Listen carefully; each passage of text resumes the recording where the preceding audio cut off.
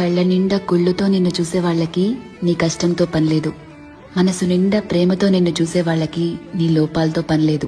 కడుపు నిండా ద్వేషంతో నిన్ను చూసే వాళ్ళకి నీ మంచితనంతో పనిలేదు. గుండె నిండా అభిమానంతో నిన్ను చూసే వాళ్ళకి నీ తప్పొప్పులతో పనిలేదు. రక్తం నిండా కోపంతో నిన్ను చూసే వాళ్ళకి నీ పశ్చాత్తాపంతో పనిలేదు. వీళ్లే కాదు, నీ చుట్టూ ఉన్న ఇంకో 100 మంది నిన్ను 100 రకాలుగా చూడొచ్చు. వాళ్ళందరూ వాళ్ల లోపల ఉన్న ఎమోషన్తోనే నిన్ను చూస్తారు. నిన్ను నిన్నుగా చూడగలిగేది ఆ పైవాడి తర్వాత నువ్వు మాత్రమే.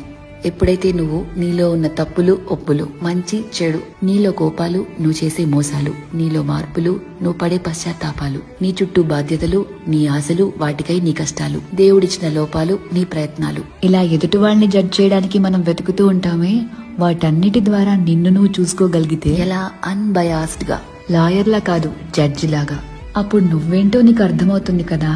అదే సెల్ఫ్ అవేర్నెస్ అంటే. సెల్ఫ్